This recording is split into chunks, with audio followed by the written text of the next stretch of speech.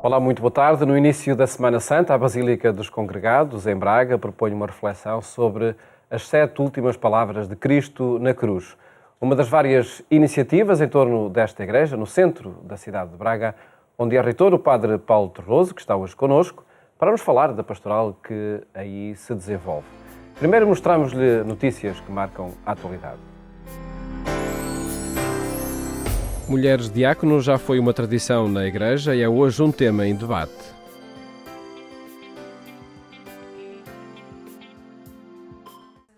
Habituámo-nos a ver homens no lugar de diáconos, homens que assumem a disponibilidade para o serviço, para a caridade, para estar junto dos mais frágeis. Mas e se estas tarefas fossem assumidas por mulheres? Nos primeiros 12 séculos da Igreja, assim acontecia. A Igreja Ocidental organizou-se de tal maneira que, finalmente, podemos dizer que é uma tradição que se perdeu, que se esqueceu. Não totalmente, no Oriente continua a ter, às vezes, assim, vestígios do passado, mas no Ocidente não. Então não foi de propósito, mas foi uma maneira de organizar a Igreja que deixou de lado uma grande parte da tradição, sim, a nível do diaconato.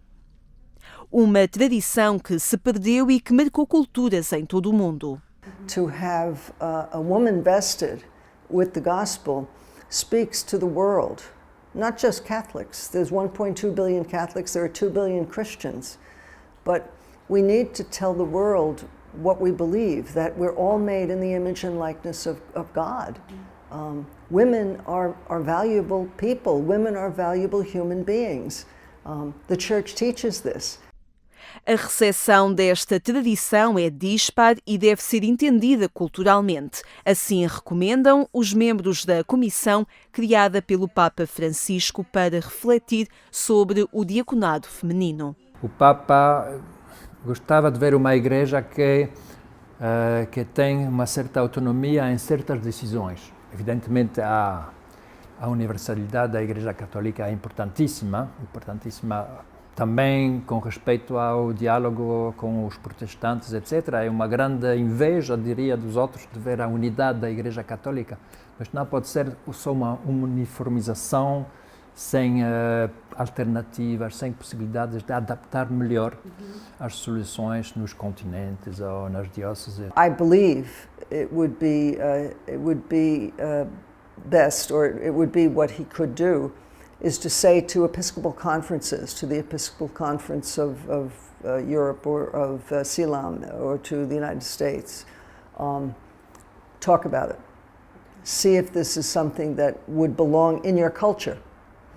If that is the case, then, say, the United States could say, okay, but in the United States, each individual bishop, we have 194 dioceses, would decide what he wants to do. A Comissão de Estudo do Diaconado Feminino entregou ao Papa Francisco um relatório sobre a reflexão realizada pelos 12 membros. Mais do que indicações, este é um debate que importa fazer. O Centro de Investigação em Teologia e Estudos de Religião da Faculdade de Teologia da Universidade Católica Portuguesa promove esta quarta-feira a apresentação do livro Mulheres Diáconos, Passado, Presente, Futuro e ainda uma conferência, o Diaconado Feminino, uma questão em aberto. Este debate está agendado para as 18 horas na sede da Universidade Católica em Lisboa.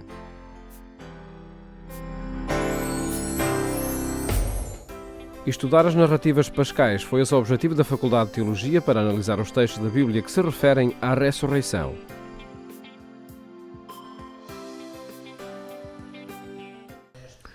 A explicar a ressurreição no minuto. Poderia ser esse o objetivo de uma declaração no âmbito de um colóquio que estudou as narrativas pascais na Universidade Católica Portuguesa.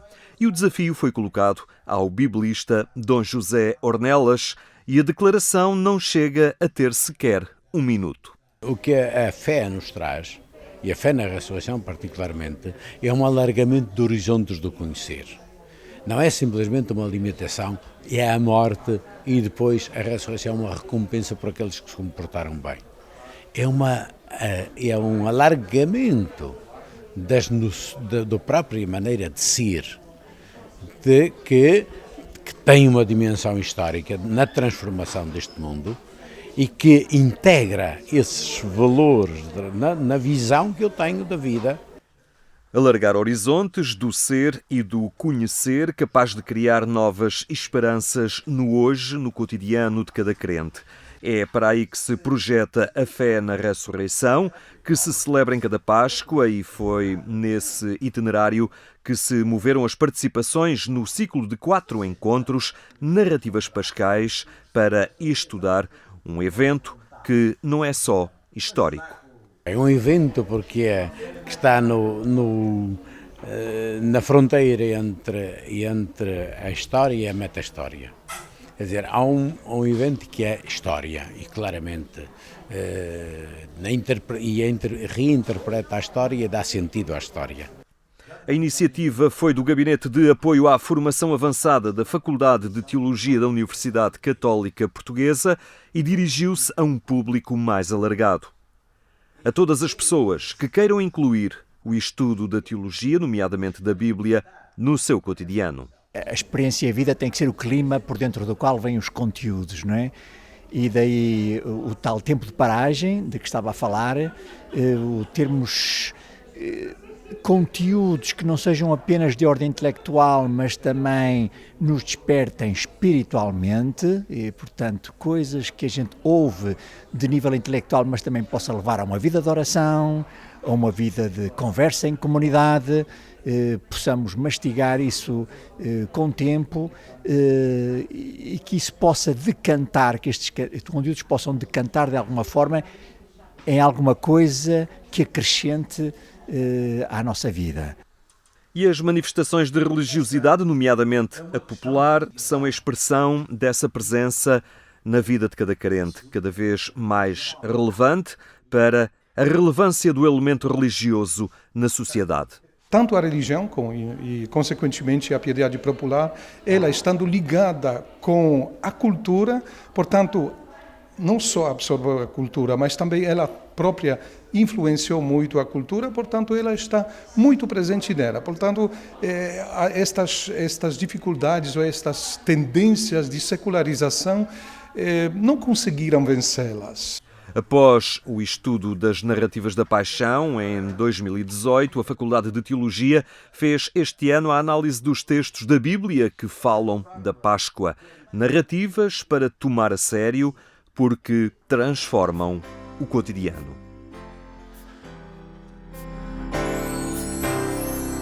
Um encontro de Quaresma e Páscoa dos serviços da Conferência Episcopal Portuguesa para analisar a necessária conversão ecológica.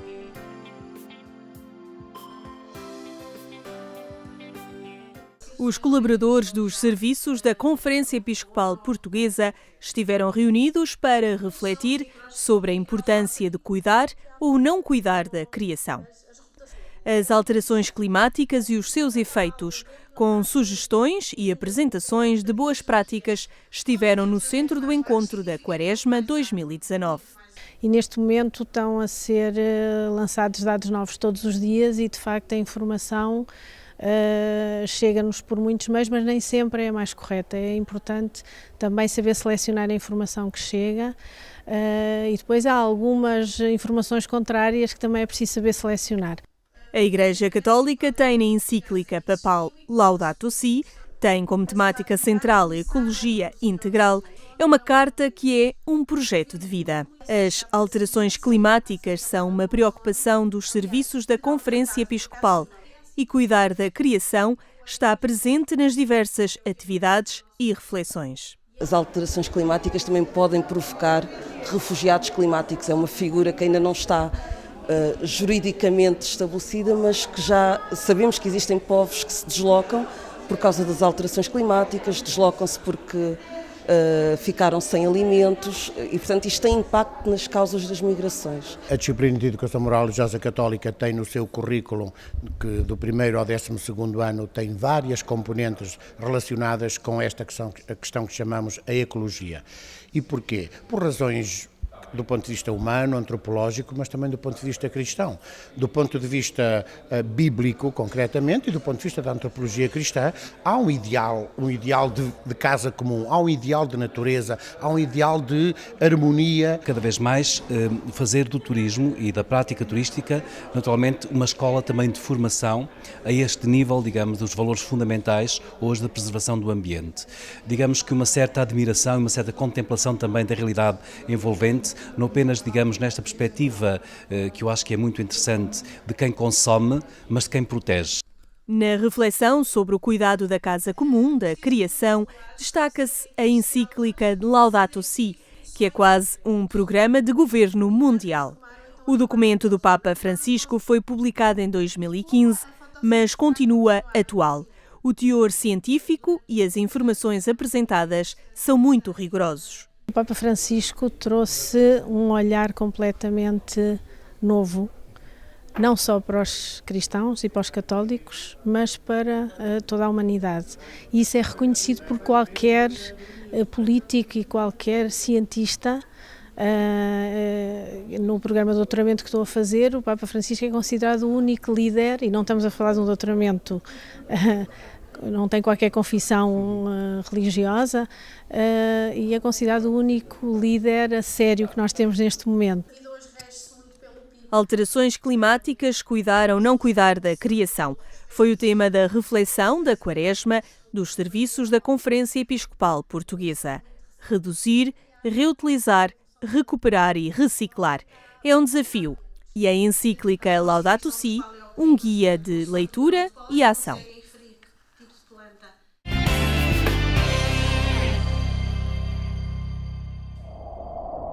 Acompanhe estas e outras notícias em agência.eclesia.pt. É a Igreja de Braga que em cada domingo tem uma missa com língua gestual portuguesa e no Domingo de Ramos propõe uma meditação sobre as últimas 7 palavras de Cristo na cruz. Falo da Basílica dos Congregados, onde é reitor o Padre Paulo Torroso, hoje convidado do programa Eclésia. Boa tarde, Padre Paulo. Boa tarde, Paulo. Obrigado pelo convite. Obrigado por estar neste programa. Comecemos por esta iniciativa no Domingo de Ramos. Que proposta é esta que é feita para iniciar a Semana Maior dos Católicos? É um momento para nos colocarmos diante da cruz, e esse momento em que Cristo é crucificado, mas palavras que vão ao encontro da nossa vida, talvez de algumas questões que nós colocamos, e que com a música, com uma leitura cuidada e com uma reflexão também muito bem preparada e que vai de encontro ao coração e à mente, para crentes e não crentes, é uma oportunidade para nos encontrarmos, até diria, connosco próprios, não é? Com a nossa vida, com a procura de sentido, e às vezes até uma luz, quer dizer, um discurso que pode abrir a partir daquele momento. Sobretudo para as pessoas que não acreditam, não é? Porque isso, nas últimas 2 edições, é claro, não diria que são a maioria, mas são bastantes pessoas que vão lá curiosas, não é? Até pelo modo como o evento é apresentado e que enchem a Basílica. Há sempre essa preocupação de ter um ambiente cultural para apresentar as últimas 7 palavras de Cristo na cruz. Ou seja, não está em causa um sermão em torno destas últimas palavras. Acho que já ninguém está por ouvir sermões, não é? Até porque a própria palavra tem um sentido negativo.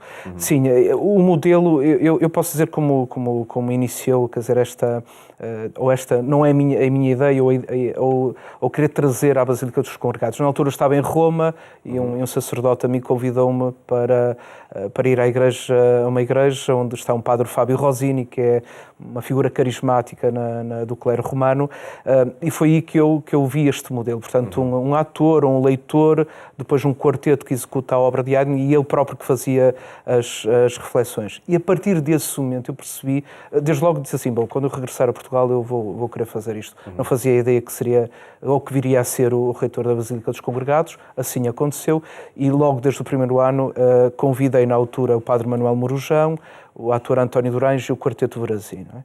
E a adesão foi aquilo que eu pensei, encheu completamente a Basílica. Alguns terão ido pelo ator, outros terão ido pelo padre Manuel Morujão, outros para ouvir o quarteto, outros por tudo. Portanto, este modelo resulta na medida em que os focos de interesse são variados. Mas aí desde logo percebi que a adesão foi extraordinária, o que nos levou logo a repetir no ano seguinte e a continuar. E nesse ano seguinte já foram estas meditações do Padre Pablo Lima que entretanto foram publicadas. Foi convidado o ator Miguel Guilherme e o Padre Pablo Lima para fazer as reflexões. Desde o início pensei sempre publicar. O Padre Manuel Morujão achou que não estaria à altura, ou como ele gostaria que o texto estivesse, e portanto desafiei o Padre Pablo Lima a publicar. Conseguimos aqui reunirmos todos e num ato de generosidade todos pudessem dar o seu contributo, também o Miguel Guilherme e o Quarteto Verazinho, e chegar a essa obra, porque também coordenar este trabalho entre, digamos, 3 intervenientes, 4, depois já quem produz também o CD, não foi propriamente fácil, mas conseguimos. Eu penso que, enfim, ninguém bom juiz em causa própria, mas acho que está um trabalho extraordinário. Para ser ouvido no carro, já não usamos tanto o CD, mas ainda há quem tenha o leitor de CDs, e temos tido o eco muito positivo das pessoas que têm escutado estas reflexões. E nós vamos também aqui, no programa de Sexta-feira Santa, precisamente apresentar estas reflexões com o Padre Paulo Terroso e o Padre Pablo Lima. Antes disso, este ano, no Domingo de Ramos, as reflexões são propostas por quem e quem é a voz? Ora bom, eu convidei o Padre João Aguiar. Não foi uma conversa propriamente fácil da minha parte. Com ele parece tudo muito mais fácil. É público, o Padre João Aguiar é um doente oncológico e, claro, as 7 últimas palavras de Cristo, como todas as últimas palavras, são medidas, são pesadas, não são palavras banais. Não é? Mas eu pedi ao Padre João Aguiar e ele aceitou desde a primeira hora. Há cerca de 2 meses tornámos a ter essa conversa, o texto já está pronto. E as palavras dele também não são banais? E também não são banais. Quem o conhece e quem o acompanha no Facebook, vai fazendo todos os dias 2, 3 às vezes reflexões diárias, é quase que uma, assim, alimentarmos espiritualmente a partir das suas reflexões, das suas interrogações e do seu olhar. Quem vai ler?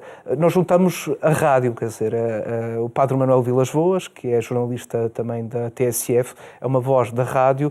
Juntamos 2 homens da rádio. O Padre Cónigo João Aguiar foi presidente do Conselho de Administração da Rádio Renascença e portanto, acho que está aqui um bom motivo para estar presente na Basílica dos Congregados, quem pode estar nesse dia. O Quarteto Verazinho é já quase o quarteto residente da Basílica e mais uma vez foram convidados. E são 2 padres do Minho também, não é? Sim, é verdade. Um de Barcelos, outro do Jerez. Sim. E por acaso nessa altura ele já está por Barcelos, pela sua terra natal, e portanto foi fácil juntar os 2. Outras iniciativas que marcam a pastoral na Basílica dos Congregados? Eu creio que neste momento a Basílica é conhecida também por ter uma Eucaristia que tem interpretação em língua gestual portuguesa desde há 2 anos. Era uma vontade... Ao domingo, sempre ao meio-dia, e todos os dias, digamos, santos e de guarda, como se costuma dizer. Era uma necessidade, os padres da cidade de Braga identificaram, falaram comigo porque a Basílica é uma igreja que fica praticamente no centro de Braga, e desde o primeiro dia que foi bem acolhida pela comunidade surda. Há um caminho que está a ser feito com eles, já catequese, alguns deles foram já crismados, querem continuar na catequese, eu não sei, mas falo pela realidade, conheço de Braga, quando geralmente os adolescentes chegam ao momento que fazem a sua profissão de fé, ou então são crismados e desistem da catequese, estes querem mais catequese. Eu creio que há duas razões fundamentais. A primeira deles é porque o percurso é adequado às questões que tem, não é? Não damos respostas a perguntas que não têm, mas procuramos dar respostas e fazer caminho com eles a partir da realidade deles. Depois eles não têm preconceito relativamente à palavra catequese. Não têm esse preconceito porque não ouvem os ouvidos a falar mal da catequese ou dizer que é desculpem a expressão, uma seca. Por isso, sentem-se felizes. E têm essa necessidade de formação? Tem essa necessidade e que desejam. Foram eles, quando acabou o primeiro ciclo de formação, foram eles, e agora o que é que vai acontecer? Vai acabar? É que nós queremos mais. Então, muito bem. Estamos a falar para um grupo de 25 pessoas. Não só da cidade de Braga, estamos a falar de pessoas do distrito de Braga, ou da Diocese de Braga, melhor, mas também temos gente de Porto que vai até ali. Já lá apareceram surdos de Lisboa. Há também uma curiosidade, é verdade, mas são todos lá acolhidos e depois eles gostam muito de estar. É uma das dimensões, faz parte, digamos, do modo de ser da comunidade de Soura. Eles gostam muito de estar entre si. De modo que antes da Eucaristia, depois da Eucaristia, ficam um longo tempo a conversar, no adro, podemos dizer assim, entre eles. E fica também uma mensagem aqui no programa para a comunidade surda, eventualmente podem bater à porta. Há tradução há interpretação em língua gestual das 7 últimas palavras. Já houve no ano passado, há 2 anos também, e portanto este ano novamente. Para além disso, é um ambiente de reconciliação na cidade de Braga, a Basílica dos Congregados. A Basílica dos Congregados é conhecida por um espaço onde as pessoas se podem confessar. Não quer dizer que não possam confessar noutros sítios, mas a verdade é que mensalmente cerca de 1.500 confissões. Nesta altura da Quaresma, chegamos quase às 5.000 pessoas. Não faço sozinho, evidentemente. São muitos sacerdotes que são convidados. O que significa também, acho que é importante dizer, na verdade as pessoas procuram o sacramento da reconciliação. Têm dificuldade às vezes em encontrar o confessor, têm dificuldades em encontrar um horário, quer dizer, um espaço onde se possa confessar com dignidade, e lá há confessionários. E terem certeza que quando lá chegam à igreja, alguém está disponível para confessar. E isso acontece nos congregados, não graças a mim, eu simplesmente procuro que isso seja algo presente e no futuro esteja assegurado que seja um espaço onde as pessoas se podem confessar. E sobretudo ter essa garantia diária é o melhor, sem dúvida. Padre Paulo, agradeço ter estado aqui no programa Eclésia, a apresentar estas iniciativas que decorrem na Basílica dos Congregados em Braga. Mais logo, acompanhe a nossa edição rádio quando forem 22h45. Ligue-se à Antena 1 e acompanhe o itinerário de preparação para a Páscoa que lhe propomos. Votos de uma ótima tarde. Até amanhã, se Deus quiser.